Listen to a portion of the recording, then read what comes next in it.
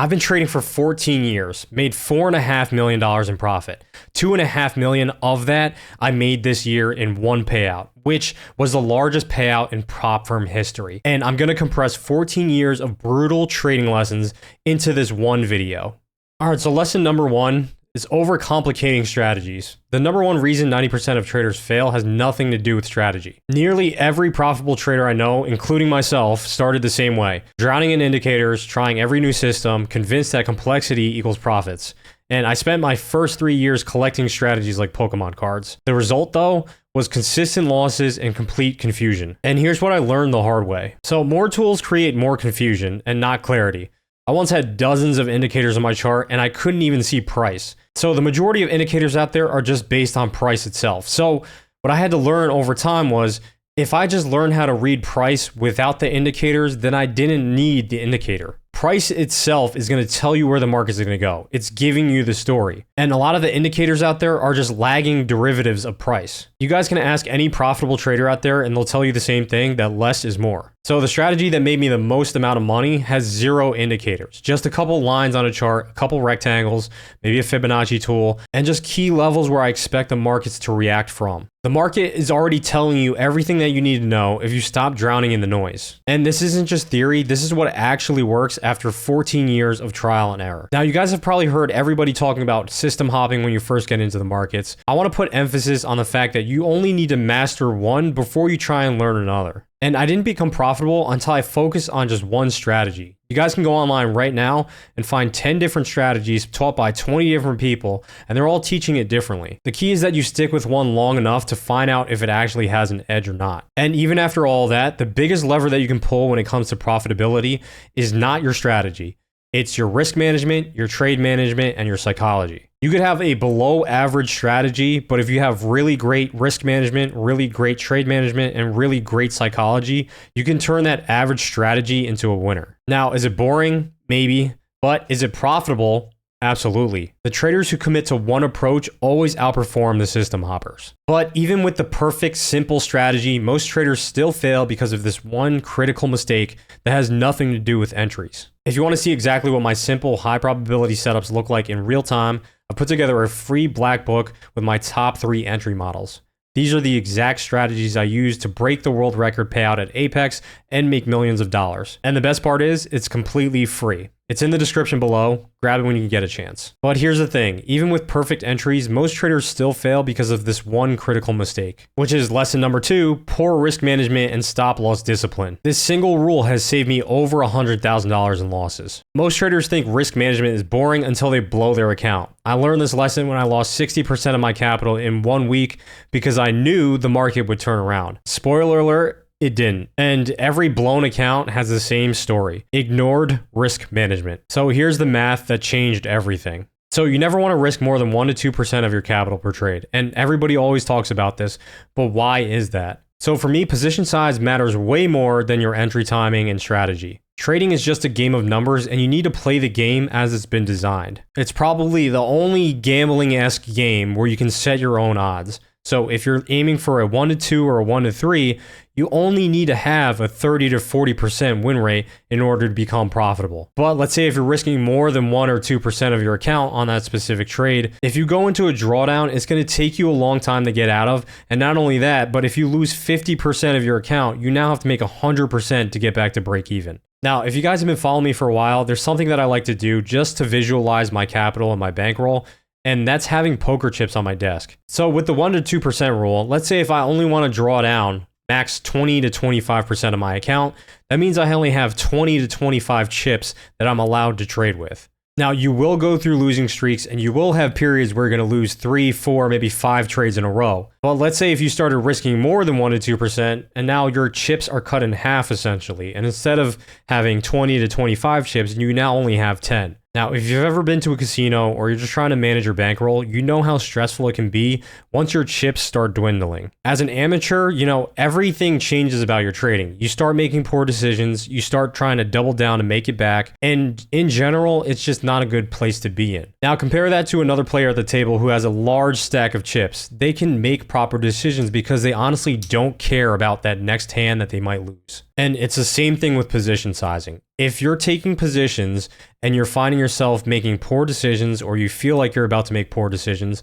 then trade smaller. You're not quite ready yet to be trading the bigger sizes. So just remember that your capital is finite and you need to protect it like your life depends on it, because it does. All right, the next bit on risk management is you need to honor your stops without hesitation. You need to always remind yourself that you're paying the stop loss to do a job. And as humans, the amateur trader, for some reason, loves to intervene with that, and they love to exit manually because they can't handle the emotions of their stop loss being hit. Every trade that I go into, I just assume that that money has already left my account in the form of a business expense. And if the stop loss hasn't been hit yet, I tend to do nothing. So how many of you guys have been in a trade where you're up a little bit, the market starts retracing on you a little bit, it starts getting really close to your stop loss, and instead of honoring your stop loss, you exit manually only to see the trade start moving your direction again? Whereas if you didn't do anything and didn't touch your stop loss at all, that market might turn around and trade towards your target again. But because you're making an emotional decision based on your P&L and not based on the chart itself, you have a point of invalidation. The trade is still valid until it takes out your stop loss. So having a logical stop loss in a place where the trade is no longer valid, right? Maybe it's below a swing low or above a swing high if you're short. Until the market trades to that level, your trade is still valid. But again, the amateur traders will exit their trade as it's approaching their stop loss, only to see the market turn around and run to their target. So learn to stop making emotional decisions based on the stop loss, based on the P&L, and just let the market do what it has to do. It's going to wiggle around. The markets don't move in a straight line, and you can't control what the market's going to do. So the important thing is that you have a plan going into the trade, and you need to follow that plan religiously. There's absolutely no exceptions to this. Once you can master this, I guarantee you will find better results in your trading. All right, so let's talk about the different risk rules for funded accounts versus personal accounts. Now, I don't really treat these accounts as if they were any different. Now, what I tend to do is figure out what the drawdown amount is for a funded account or a personal account and what I'm comfortable losing, and then I determine how many chips do I want to have in my stack to give me the best odds of success. So for example, if I have a $2,000 limit for a funded account, what I'm going to do is divide that $2,000 by however many chips I want. And let's say for this example, it's going to be 20. That means I cannot risk more than $100 per trade on any given trade. Now you're probably going to say, Kyle, that's not enough money for me to actually make a living off of trading. Well, here's where things get really interesting. A big edge that I have in my trading is that I love to scale into trades. So let's say, for example, if you're managing your stops appropriately, let's say if you put down one chip and this chip is worth $100. Now all of a sudden the market moves in your favor and it's logical to find a new area where you can adjust the stop loss and maybe take this $100 risk off the table. Well, now I can place another $100 chip on the table, and my new stop loss for this new position is the entry point of my first position. Okay, so for that first position, that stop loss is now a break even. On the second position, my stop loss is where my entry is on my first one, or where the break even point is on that first position. So overall, if I get stopped out on both of those trades, I'm only going to lose one of my chips. This other chip goes back into my stack because it's break even. But perfect risk management won't save you from the psychological trap that destroys even traders with flawless entries and stops. So this next point is where most traders either break through or break down. So lesson number 3 is emotional decision making and revenge trading. I once lost $12,000 in 20 minutes because of this one emotion. The revenge trading cycle destroyed my first, 5-10 accounts, but the simple journaling trick I discovered changed everything. Here's the brutal truth. Your biggest enemy isn't the market. It's the person staring back at you in the mirror. Every trader I've mentored has this same battle, and you're not alone in this struggle. One bad trade leads to 10 worse ones, and you lose $500, so you risk $1,000 to get it back, and then you lose that, so you risk $2,000, and before you know it, you've turned a small loss into account suicide. Trust me, I've been there, it's ugly. And I'm sharing this embarrassing moment because I want you to avoid the same pain. So revenge trading really is an ego problem. As humans, and in an industry where it's mostly male dominant, we just hate losing. We cannot take a loss and get off the screens. We want to prove to the market and everybody else that we're right about a specific trade, about some specific analysis. And I can tell you from the bottom of my heart, whenever I battled the market or I wanted to prove my friends wrong on a specific trade idea, it always came back and burned me. Because I took one loss on that idea and I needed to prove it to them and the market and myself that I'm right about this analysis. And really it just leads to spiraling losses. The biggest advice I can give you as far as revenge trading is you just need to get comfortable with the losses. Unless you're comfortable with the losses, you're going to continue to revenge trade and it's going to continue to burn you. Now, another big problem with emotions is fear. And that's because you just can't accept the uncertainty that is the markets. Now, if you're a control freak, you're going to have a really, really hard time in the markets. Once you place the position, once you do the analysis, once you set your stop loss and take profit, there's absolutely nothing we can do about what that trade is going to do. It could go straight to your target. It could go sideways for a little bit. It could go straight to your stop loss, but you can't control that. And that uncertainty creates fear. So part of the experience that you're going to gain as a trader, which I can't pass to you, I can only talk about it, is how you feel when you put on risk. Honestly, the best trades that you're ever going to have should feel effortless. You shouldn't be expending tons of mental capital trying to manage your positions. Again, the markets are going to do what they're going to do. You cannot force them to go to your target faster. So oftentimes the best thing to do is not even look at the trade once you're in the position. You shouldn't be trading for excitement. We're here to make money. And oftentimes the market is going to do the heavy lifting. Once you're in the trade, just leave it alone and let the market tell you if you're right or wrong. Now, why do so many traders have such a hard time with their emotions? It's because they're not treating trading like an actual business. Okay, real businesses have real expenses. They're paying vendors, they're paying their employees, maybe they're paying for inventory, and they need all these things to be profitable. And just like that, in trading, we need expenses in order to become profitable. But we need to limit those expenses, okay? If our expenses get out of control, and quote unquote, our losses get out of control, then we can no longer operate our business. So when you sit down and look at your books, if you have very large expenses, you have to find a way to cut those expenses. So that means not moving your stop losses when the trade's going against you. Maybe it's your position sizing. Maybe you're consistent for a very long time and then you have one day or 1 week where you over leverage and now all of a sudden you have this massive loss on your books. If you want to find consistency, keep the position sizing proper. Make sure you're not moving your stop losses wider and make sure you're removing risk if the trade is going in your favor. Okay, a major hack when it comes to emotions and trading is journaling. And I'm not talking about journaling just my trades. I'm talking about journaling my emotions. So it's very important once you're in the trade to write down how you actually feel. Okay, if the trade starts moving in your favor, how do I feel? If the trade starts moving against you, how do you feel? And what are the actions that you take when those emotions pop up? So you have these emotional triggers, and what happened to me for a long time was when I felt fearful about a trade and I moved my stop loss wider, right? Because I didn't want to take a loss. Or if I get super excited about a trade, maybe I scale in too heavily, right? These are all actions that are caused by my emotions. So those emotional triggers, once I could figure them out based on my journal, I stopped making those mistakes. And nowadays I find so much more valuable data in my journaling about my emotions than I do from my actual trade data itself. So this simple practice turned me from an emotional wreck into a mechanical trader. Now, even if you master your emotions, there's still this patience killer that destroys accounts faster than bad entries.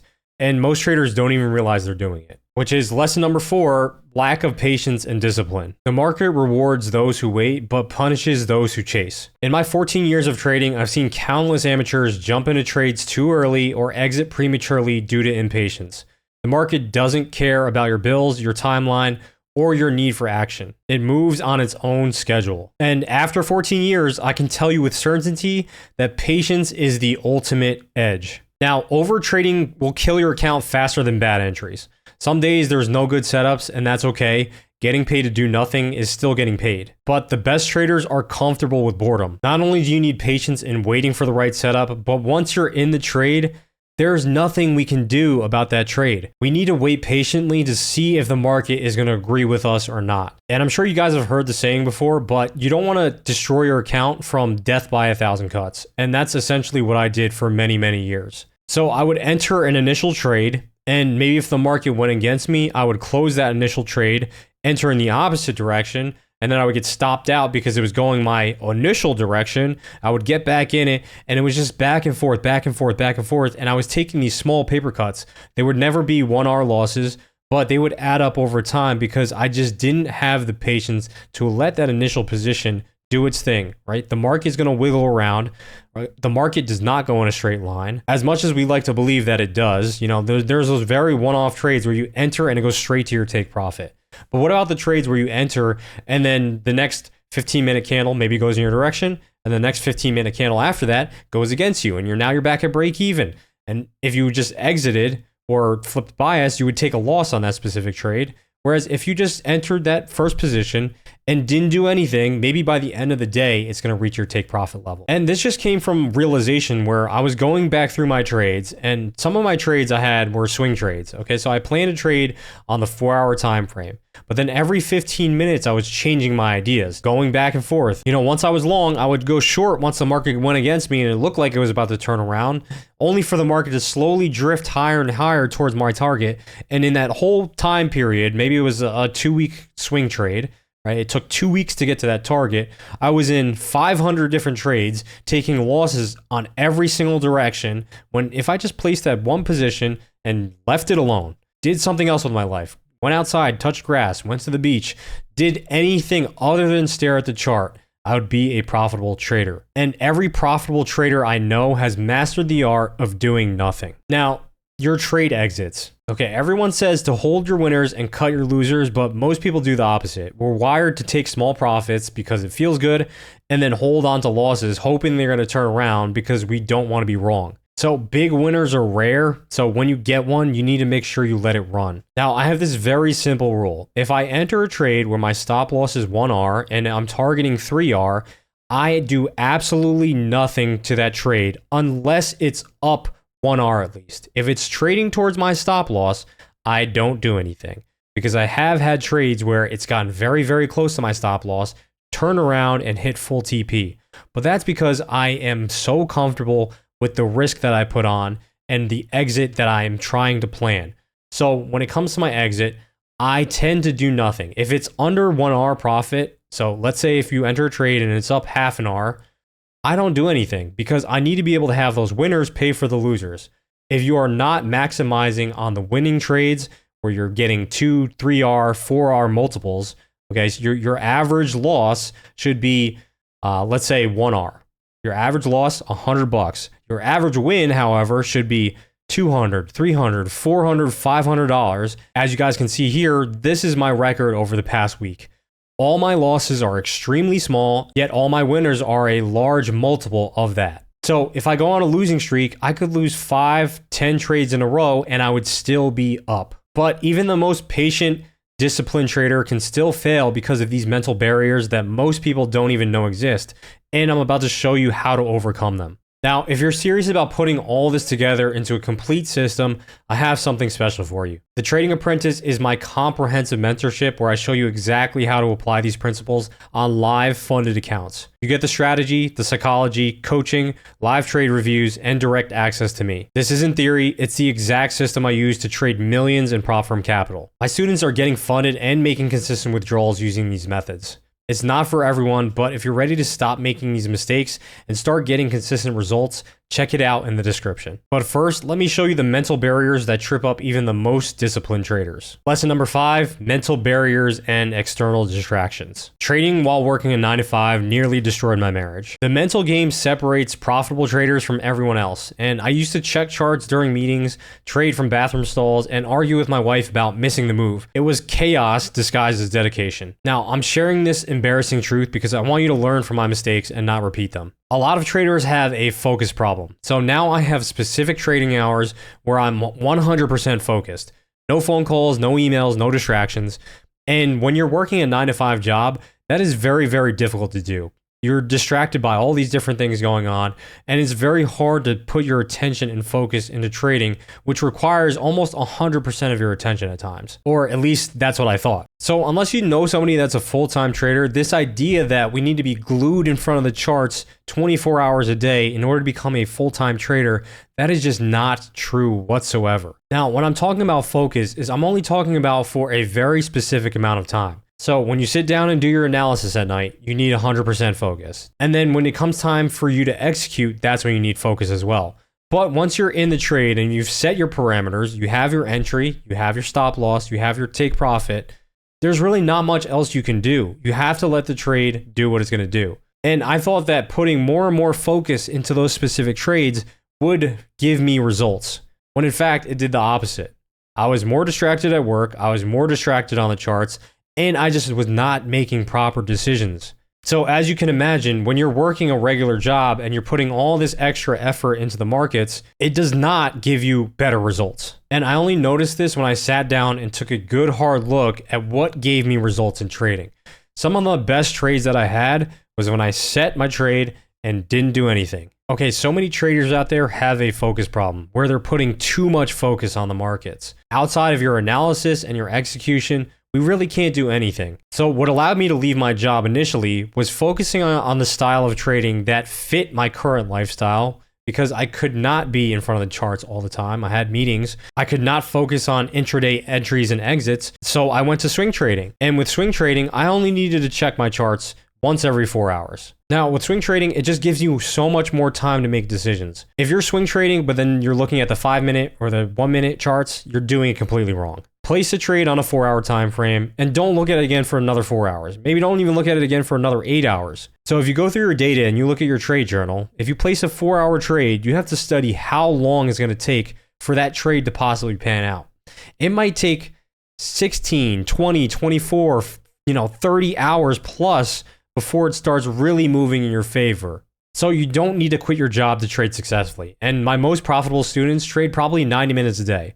They have systems, they're not gambling habits, and they plan their trades and they trade their plans. Now, pre-market rituals.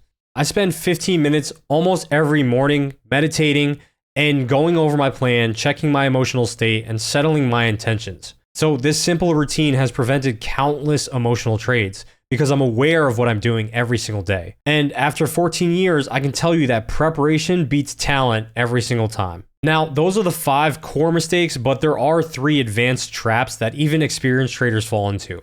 And the first one will shock you because it happens right after you think you've made it. All right, the first trap is the funding trap. Getting funded is easy, but staying funded is where the real battle is. Now, I know it's so easy to get excited about passing a funded account. You put it on this pedestal without realizing like the real battle starts once you get that funded account. You're so focused on the payout rules, the consistency rules, the drawdown rules, all the news rules, that you lose sight of how to actually trade properly. And what happens with a lot of traders is they get extremely impatient and they want to hit the payout window as soon as it's available. So they force setups, they overtrade, they oversize, and it just ends in a blown up account. Now, this is really where all these prop firms make all their money, is because all these retail traders, they don't have the patience to be able to trade for extended periods of time without getting paid. You guys have this specific timeline of, I'm going to get funded and get paid out in 1 or 2 weeks. But the real way that you should be looking at this is, how do I keep the account long enough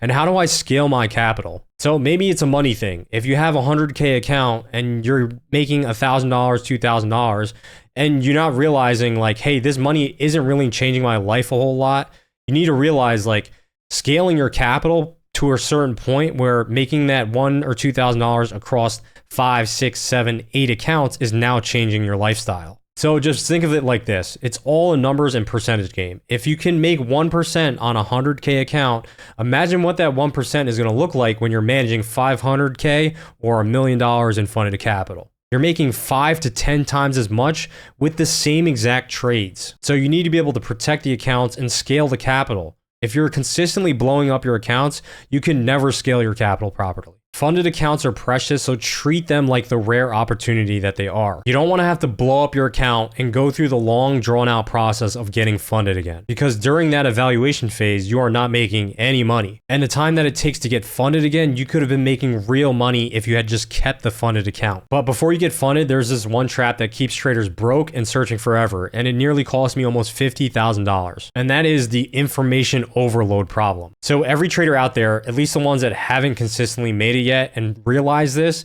is that more information doesn't equal more profits. Everyone thinks that they could go out there and find this one holy grail concept or strategy that's going to give them 100% confidence and profitability in the markets, and that's just not the case. So it leads you to constantly looking for new things and tweaking your strategy, and you never get comfortable with one specific system. You're always adding new things, and what you don't realize is adding new things to your system does not change the probability of the next trade that you take. It has the same probability. So just as an example, I don't know Elliott Wave personally, but even if I were to learn it, if I placed a trade right now, it still has the same probability as if I didn't know it. If I come to the same conclusion with Elliott Wave or without it, the market's either going to go up, down, or sideways. Me knowing something more is not going to change the outcome of that. And what you need to get comfortable with is, no matter how much knowledge of a specific market or a specific strategy that you have, you're still going to have losing trades. There's absolutely nothing out there that is going to give you a 100% strike rate. And what I found was the biggest things that had an impact on my overall profitability was not the strategy and it wasn't new concepts. It was mastering risk management, getting better at trade management, and getting better at my emotional awareness. If you can master those 3 things, I guarantee that you can take an average strategy and make it excellent. And a huge misconception that most people think when they go full-time or they're a consistently profitable trader is if they pour more and more hours into the charts and into the markets that they're going to become more and more profitable. The only thing that's going to happen from that situation is you're going to burn out faster, you're going to have less mental capital, and you're going to make worse decisions because you're tired. And the whole point of getting into trading in the first place is so we can get our time freedom back. We don't want to just have another 9-to-5 desk job. And what you're going to realize at some point is that you don't need to spend a whole lot of time in front of the markets and in front of the charts. And in fact, the less time I need to spend in front of the charts to make my profit for the week, the better. So just remember that your time is limited. It's a scarce resource, so you need to stop consuming and just start executing. But here's the final trap that catches traders, even the ones who avoid all the others. It's the math that's going to humble you no matter how smart you think you are. So think about this. You could have 10 winning trades in a row and still be unprofitable. And I've seen tons of examples of this in my community and online, where traders have 2 to 3 or 4 weeks of consistent profits, and then in 1 to 2 bad days or a couple bad weeks, they give back all of the profits. You guys need to realize that trading is very streaky. You're going to go on cold streaks, you're going to go on hot streaks, and it's about minimizing the damage during those cold streaks. It's about accepting the probabilities of the market. With the proper risk to reward, you only need to have a 35 to 40% win rate in order to be profitable. Now, if that makes you uncomfortable and you're uncomfortable losing that many trades, maybe trading is not for you. The key thing is that you're not consistent with your trade frequency or your trade sizing, which is holding you back. You need to be able to have the winners pay for the losers, and you're going to have losers. So if I can aim for a 3 or 4R on a consistent basis, think about how many losing trades I can take in a row. Let's say if I have 2 winners in a row, I would have to lose 6, maybe 8 trades in a row just to get back to break even. Now, when I'm always thinking about this math, it allows me to hold my trades for longer. Because I know if I consistently cut my trades at a 1R or less than a 1R, maybe even a 1.5R, I know over time, if I go on a losing streak, my P&L is going to be negative. And you're only going to realize this when you start taking really good account of your trading books. So just understand that you need to put your ego aside and realize that you're going to be wrong, and you're going to be wrong a lot during your trading career. Almost 50 to 60% of the time, I'm wrong. But I'm able to accept that and maybe take a small loss or a paper cut, instead of widening my stop, taking a large loss, or over trading because I think I'm going to be right. With these 8 lessons, you now have 14 years of hard-earned wisdom in 30 minutes. But knowing these mistakes isn't enough. You need a proven system to avoid them. That's exactly what I'm sharing in my complete ICT strategy video. You guys can check that out right here. Don't forget to like and subscribe, and I'll see you guys in the next one.